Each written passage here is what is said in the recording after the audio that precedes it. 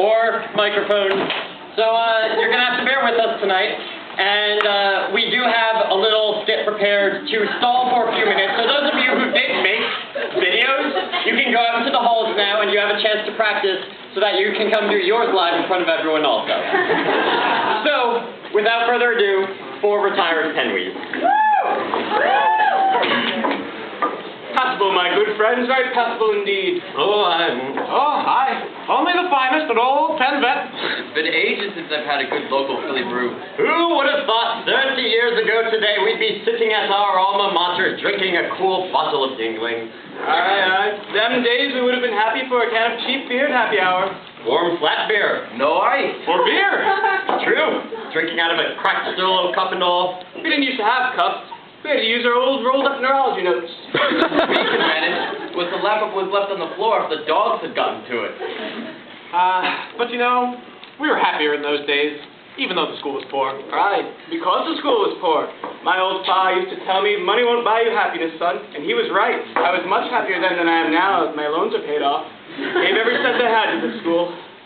You're lucky you paid off your loans. I still got half of mine left to go. Half?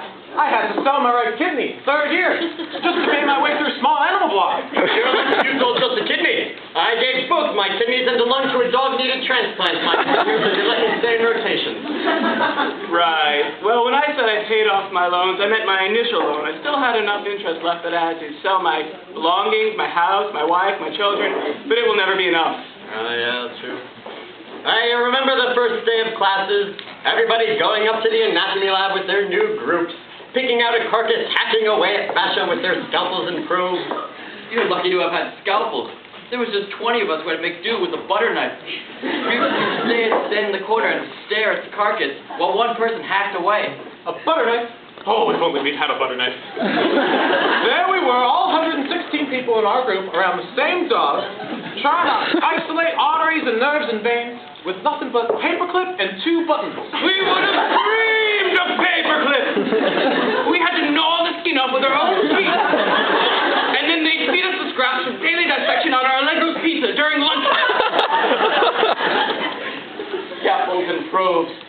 Well, when I said scalpels and probes, what I meant was some twigs and a rusty old razor blade I picked up off the street, but it was a dissection kit to us. And our school couldn't even afford a dog for our group. Every week we'd have to pick someone new, lay him out on the table, rope his anatomy match little Millers, and spend the next 5 hours sewing him up so that we could go to the lecture hall for class. That lecture hall the rest of the day, did you? Oh, all day. You were lucky. We couldn't afford seats. We stood up for 15 hours in class. Took a test each day. Scrubbed the chalkboards clean with our toothbrushes. And when we were finished, our professors just thrashed us about with their pointers all the way home. Luxury. We used to get up at 3 in the morning, every morning, and look into our microscopes until we were blind, feel our way up to the lecture hall where we sat on piles of broken glass, listened to the professors lecture on and on inaudibly about physics for 18 hours, and when they were done, they would give us a test on material we hadn't even learned, and when we failed, they'd beat us unconscious with their microphone packs that never even worked in the first place. Well, of course, we had it tough. We'd get up in the middle of the night, study our histology slides with nothing but a magnifying glass for 10 hours. Then we'd have to sit on a bed of hot coals and listen to lectures for 20 hours. Couldn't hear the professor for the screams of torture in the back of the room. They'd give you 2 exams at the end of each day, and if they caught you eating, drinking, or God forbid playing Farmville, they would get off study. Right. We got up in the morning, 10 o'clock at night, half an hour before we went to bed, cut up our own pet organs for microscope slides, read them until our eyes were bleeding tears, crawled over a field of sharps container waste to get to classes. We listened to lectures for so long that our brains shut down and we died of exhaustion, and our professors danced about on our grave. And you tell all that to the veterinary students today, and they don't believe you. No.